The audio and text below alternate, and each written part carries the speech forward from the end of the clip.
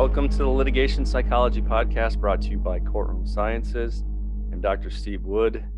With me is Bill Kanasky. Bill, we're back in the studio, no longer in the hotel lobby, so that's good. Cristobal will not make an appearance today. I had fun with Cristobal. Yeah. And that breakfast burrito was fantastic. It was actually very good. Yes, I'll have to give him that. It's one of the best I've ever had. Yes. So today, what are we looking at today? We're going to dive back into our viewer mail, right? That we started in the lobby. Yeah, we got a long list of viewer and listener mail that I've been collecting over the last month or so. God, these West Coast trips are killing me. That whole jet lag thing, man. Whew. Yeah, you've been you were out on the West Coast for about a week, a little bit more than that. 2 out of 3 weeks. Yeah. So it makes your head spin. But back to air travel, Steve, I want to make something very clear.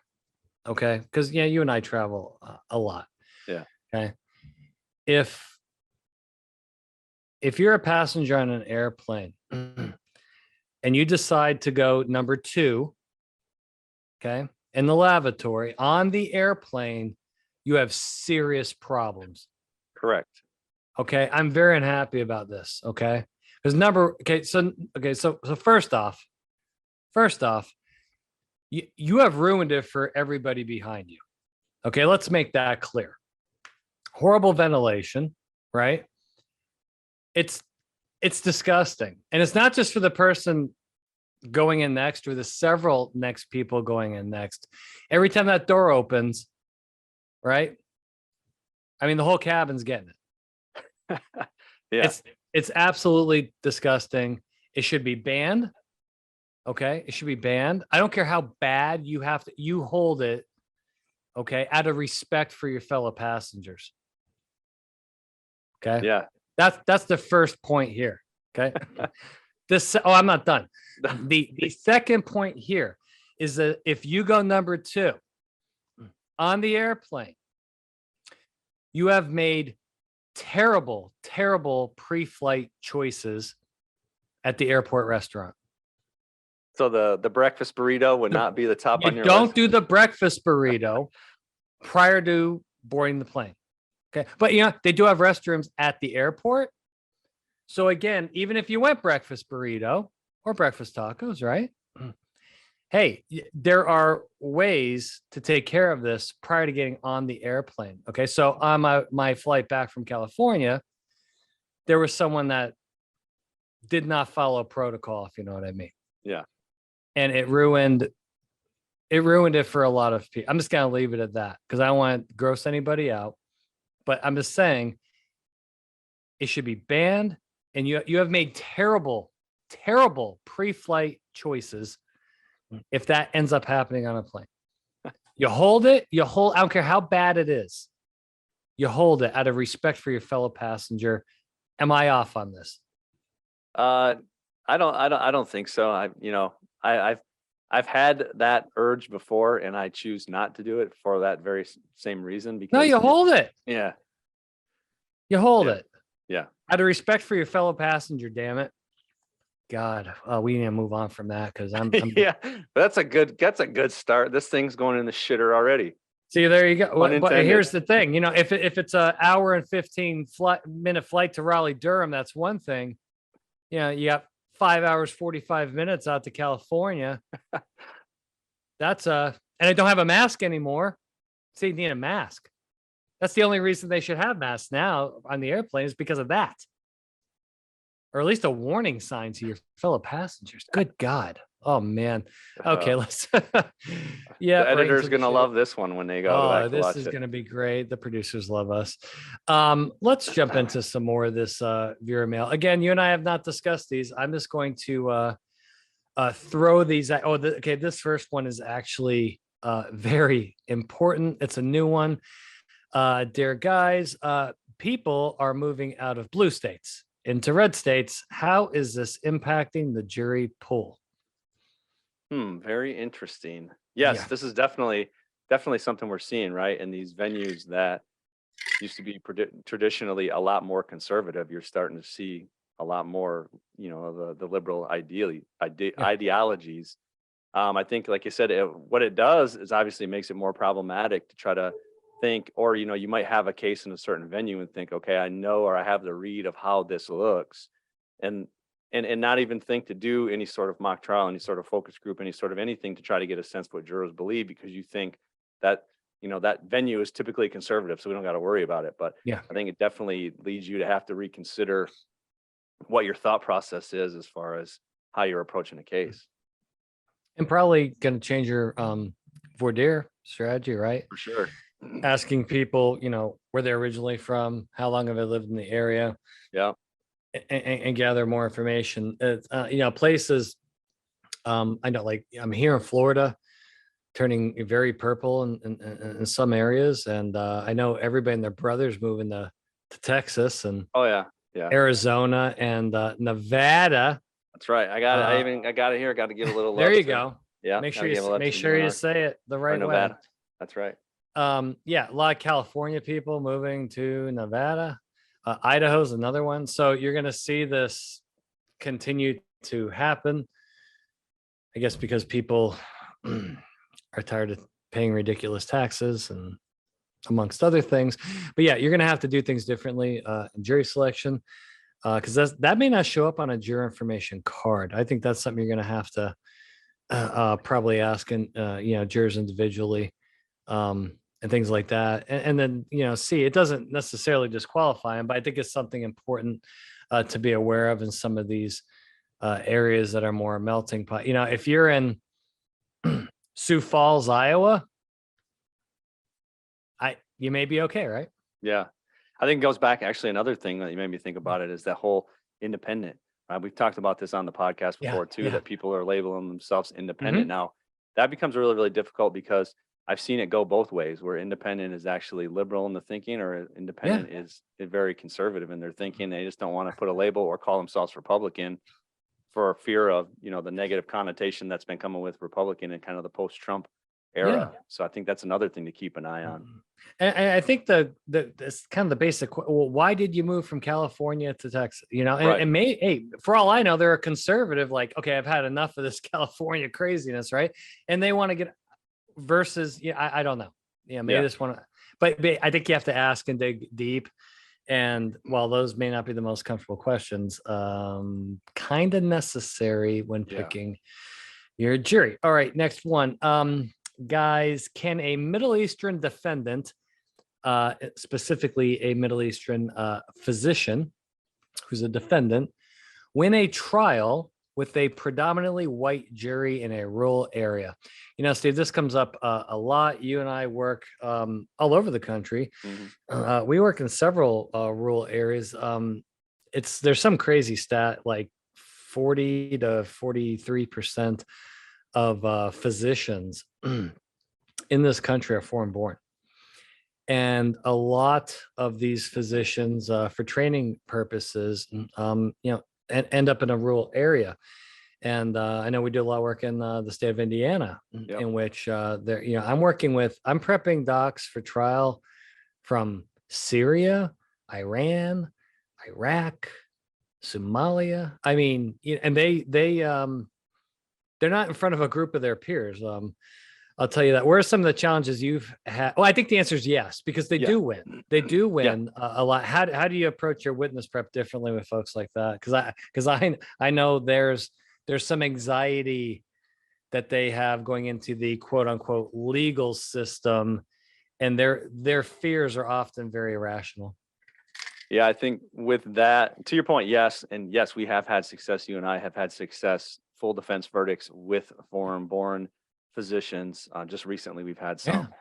And how I approach it is I spend a lot of time just working with the witness, talking with them, and getting them comfortable with the process, getting them comfortable to understand all the different aspects of it, especially at trial, getting them comfortable about talking to jurors. And sometimes what I do is also kind of keep their answers short, concise, like we typically do.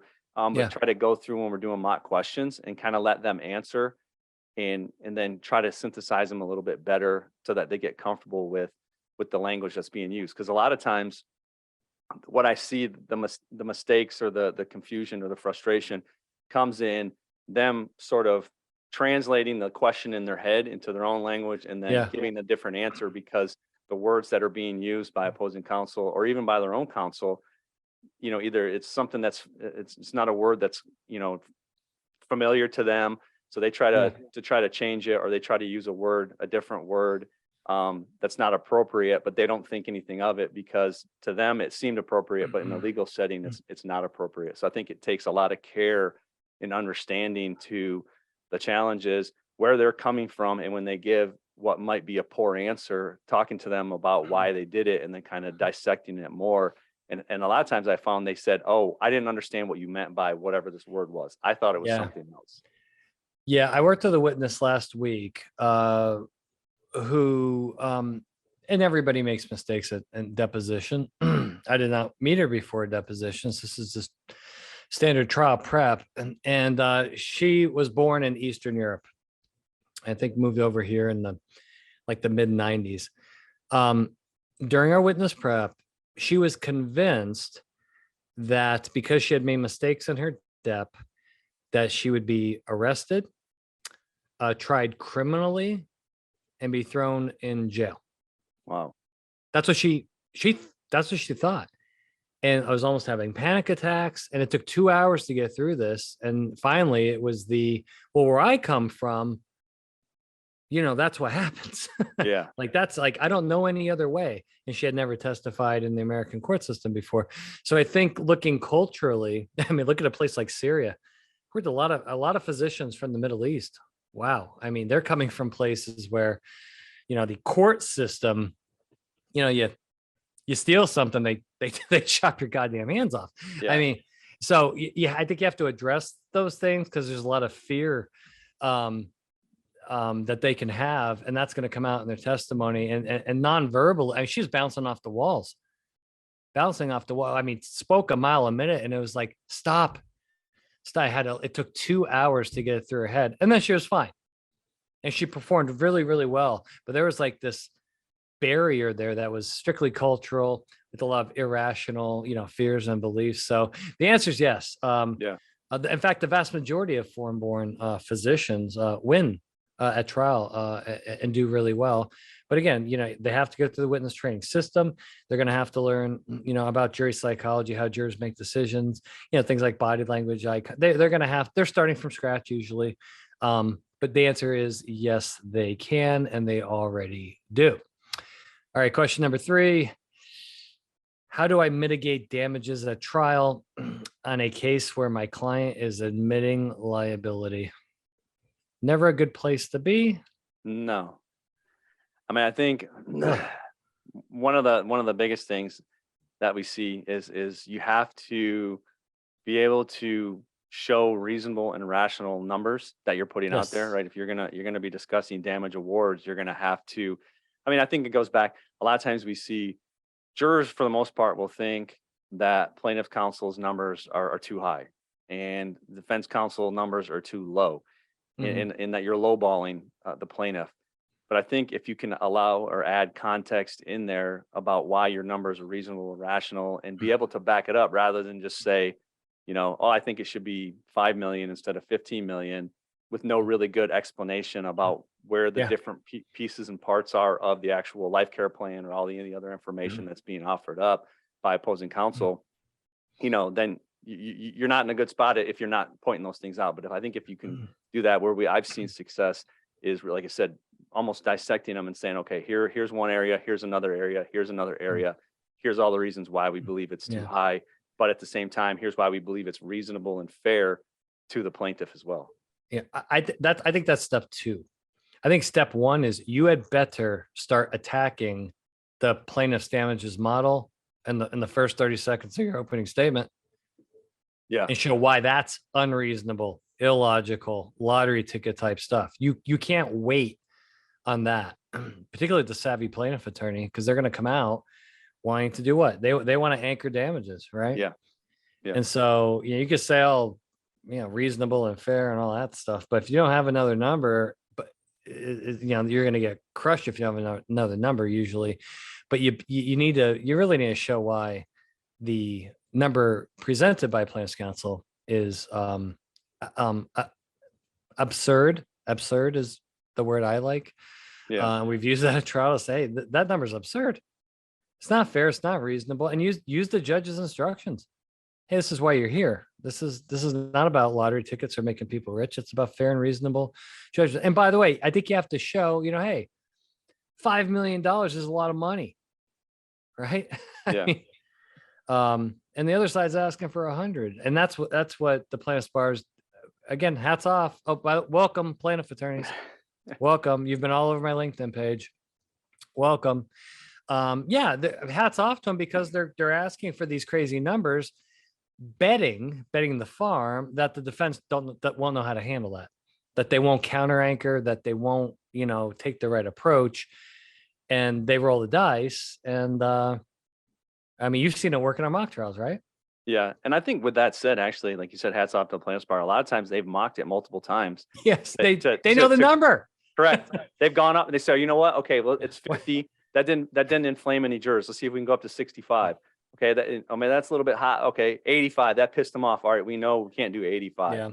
But the defense, a lot of times we see when we talk about alternative damages, it's kind of like close your eyes and throw a dart on what your number is going to be. I think you need to put some thought into what's going to be too low, because the last thing you want to do is be perceived as lowballing the plaintiff, and then that pisses jurors off too. And then all of a sudden now they're not using your alternative damages number because theirs is absurd. That your alternative damage number is absurd too. Yeah, you got to test this stuff. And so I think it was 2020, 21, the largest civil verdict that came out of Cook County, state of Chicago. I think it was against the airport, against the O'Hare. There was a overhang that collapsed. Oh yeah. And there's led to I think quadriplegic or something like that. I think the final verdict is like $135 million. And I used to live in Chicago. I know a lot of people in Chicago. I know a lot of attorneys, and the defense counsel I talked to up there was that the plaintiff's counsel, I won't mention his name in that case, but he's very, very good. He told everybody after that verdict, I mocked try this thing 7 times, because I needed to know what the number was. And I knew 150 was too high. That was pissing people off. And then 75 wasn't enough. And I just kept playing with it. And that's what they did. I don't think the defense actually counter anchored in that case from my understanding. So lesson learned, but you can mitigate. There's a way to do it. But I think jury research is going to play a big part of that. Okay. Question 4. Should I ask the judge to show a short clip of the plaintiff's day in the life video during jury selection? You bet your ass. Yeah. Holy shit. Yes. Yeah. I had a case in Wisconsin, outside of Milwaukee, in which it was the death of a baby. And there were crime scene. This death happened at home, and there were crime scene pics of how they found this poor kid, right, who died in his crib. So you kind of do the math on kind of how that happened. And I'm sitting there, assisting on jury selection, and we have these pictures, and this defense attorney's terrified. But we get halfway through jury selection and no one's talking. No one's oh yeah, I can be fair. And he's trying there's going to be some images in this case going to be very disturbing. You okay with that? Oh yeah, I'm okay with that. And he looked at me during one of the breaks and I said, you better show those damn pictures. The judge gave us, and the judge said you can show 2 pictures. There's 50 pictures, right? You can show 2. We showed 2 pictures. Half of the veneer raised their hand immediately and said, I can't be on this case. After seeing that picture, I can't. We had people crying, because we showed the picture. Yeah. And I've had other cases where it's okay, there's this 30-minute day in the life video. We want to play 7 minutes of this because Your Honor, we don't think we can adequately assess these jurors, right? Until they see part of this. And it's worked pretty much every time to really get at the bias. Because if you just tell people, yeah, you're going to see some pretty bad stuff, are you okay with that? 99 of 100 people are going to be like, yeah, I think I can hack it. Then you actually show them a little bit. Now you're going to get some pushback from plaintiff's counsel. But I mean, I think that's really important, because if they see that stuff during opening statement, I mean, Steve, you're a psychologist, you can't unsee that stuff, right? No, you can't. And like you said, then now you're highly emotional, right? Now your jurors are highly emotional, and we know highly emotional jurors, just like highly emotional witnesses, don't make good decisions, right? They start focusing on heuristics and these mental shortcuts, and they stop paying attention to the evidence, and they're thinking more emotionally than they are rationally. So I agree. I think that's a good tactic, because as you said, it's all, you all can always say that, yeah, it'll be fine, I'll be fine, until you're actually in it and you see it. Or there's been times where, the plaintiff attorney will be like, well, my client, who's in the wheelchair can't show up. They can't be there for jury selection. They have a doctor appointment. Yeah, my ass. Right. No, you're on. No, I want this person in the damn wheelchair in the courtroom while I do voir dire. Because you wheel them during opening statement. You can't do that. So you can't. I see a lot of defense counsel, they fear the bad stuff, and they think like the jury's going to be poisoned once they see the bad. No, it's going to be the opposite. You're going to be able to detect the people that can't handle that stuff, right? So can you just talk a little bit, Steve, about this whole, well, if they hear bad stuff during jury selection, it's going to poison the jury. That's not true. No, I think, as far as you want to be able to identify your care bearers, you want to be able to identify your highly emotional people in jury selection. And, a lot of times those types of people are always eager to please. And if the judge says, can you be fair and impartial? And they, oh yeah. Even if they initially say it maybe too, they're kind of wavering a little bit when they're talking to a plaintiff or defense counsel. The judge steps in and says, but you can be fair and impartial, right? Then they're always, yeah, because they'll defer to that kind of authority of the judge.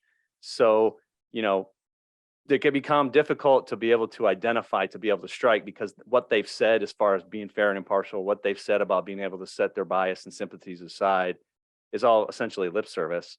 And by doing what you're talking about, you're kind of forcing the issue, and those people who are the emotional care bearers, they're gonna out themselves, because they're not going to be able to withhold that emotional feeling, because that's just the way they are.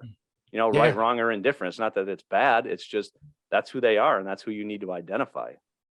Yeah, no, I agree. All right, next question. From your San Diego podcast, you stated how you like breakfast burritos. What about breakfast tacos? Steve, you a fan of the breakfast taco? I'm gonna like me some good breakfast tacos. Steve, I found those to be a little bit more messy, particularly if you're going to put like the salsa in there. Yeah, I like me some breakfast taco. Don't get me wrong. But I think on the messy scale, a little bit. I don't know. You don't want to get that stuff on your clothes. What do you think? It's a little too messy? Nah, I think it's all right, because it's a little bit smaller, a little bit easier to handle, a little bit, What I will tell you though is I hate potatoes though in a breakfast. Yeah, let's talk about this. Let's talk about this, because this was on my list to talk about. We were at the San Diego airport. You are okay. So your anti-tater tot is pretty much your stance. Is that? Yeah. That's your testimony. That is my testimony. Yeah. In fact, I was just there again this week, and I had this. I was going to send you a picture. The tater tots are What? Okay, everybody likes tater tots, Steve. You've been eating them since you've been 4 years old. Everybody likes tater tots. What in the world is wrong with you? What do you have against tater tots?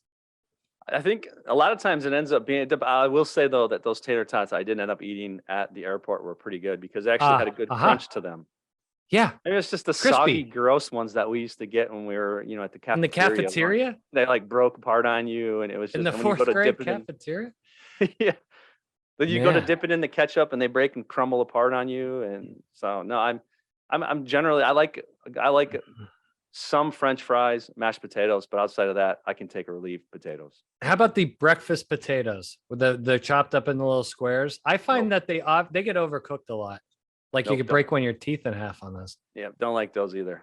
Yeah, I like to pass and maybe get a side of fruit. You know me, healthy guy. I thought that was I think that's a very, very important question though.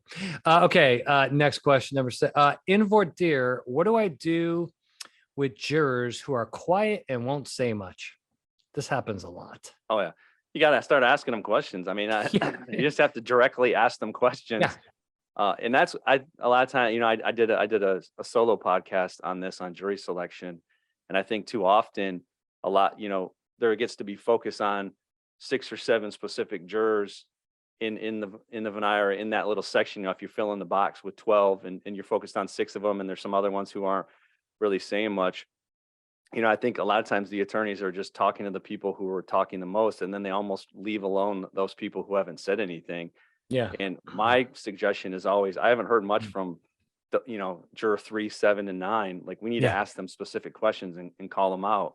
A lot of times, and it's not because they don't have anything to say. It's just, obviously, a lot of people just aren't very comfortable talking in public, and you just have to force the issue. And a lot of times you'll end up finding out they're actually articulate and intelligent. And the reason why they're not saying anything is just because that's just not their personality. They're more introverted than extroverted. Yeah, but you better not let them get away with it. No. And just be quiet, because you never know what they're going to be like. They may be quiet during jury selection, but they may. I mean, we do mock trials where we've seen jurors where they're very meek, or sometimes even nodding off during the mock trial, and then they get into deliberations and they're like animals. Yeah, they're out of control. We had a guy once, like I think you and I were both on this project. We had a guy once who didn't take a single note, looked like he wasn't even invested. He got into the deliberation room, and the guy had like every piece of information memorized. Didn't take notes.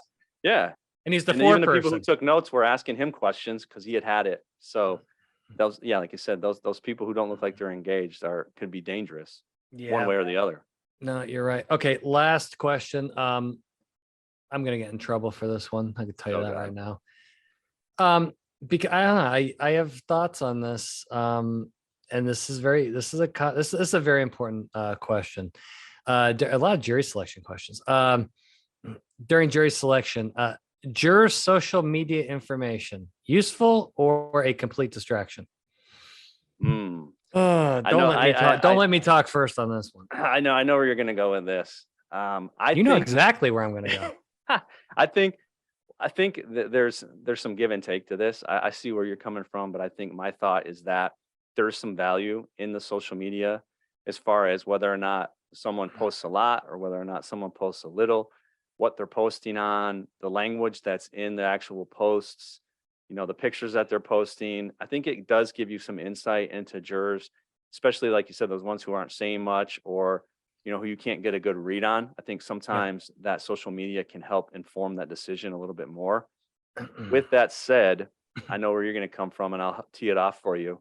It can become a distraction, because now all of a sudden you're so worried about looking at the social media profiles, trying to dig into the social media profiles and stuff, and you have the juror sitting right in front of you, and you're trying to do that while you're trying to help pick the jury. And now it's too many things going on at one time, and you're splitting your time between these two different things, and you're not able to really be present in the moment and focusing on what it is the juror is actually saying.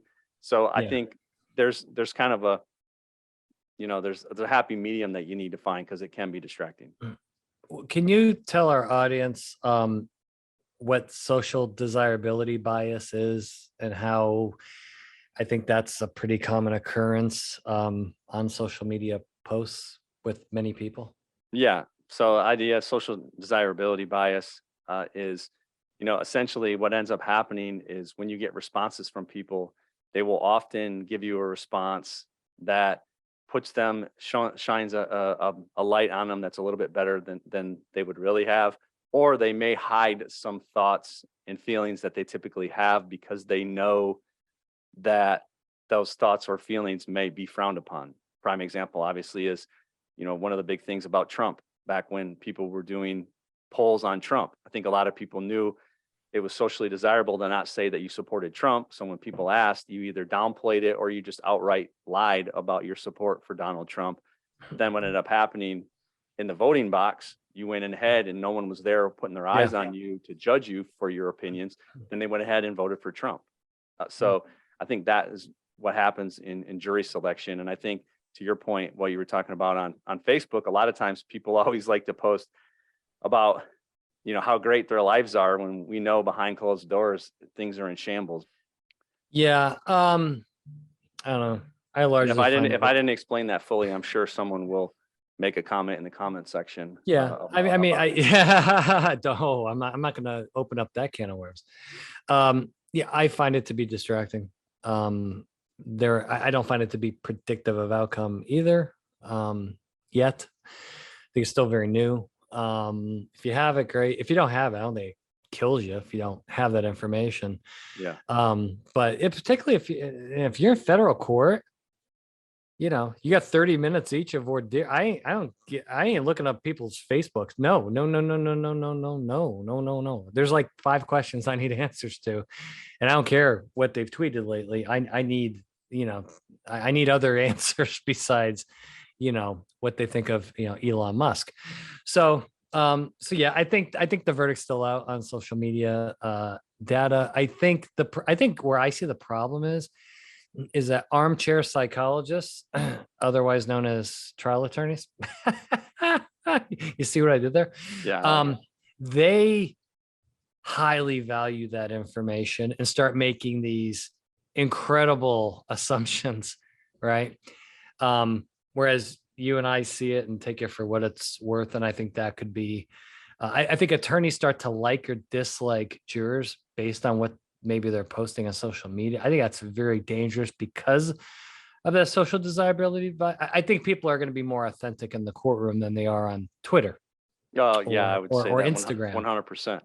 I mean, yeah, common conversations all the time, right? About Instagram filters and this, that, and the other, right? About everybody trying to change the perceptions and look better than they really are. All righty, let's wrap this up, and we're gonna do another right after this. We're doing this will be part 3 of, because I got a ton of questions, man. So, but we'll cut this one off. I think these are really good questions. Got some more really interesting ones coming up on our next session. Sounds good. All right, this has been another edition of the Litigation Psychology Podcast, brought to you by Courtroom Sciences. That's it.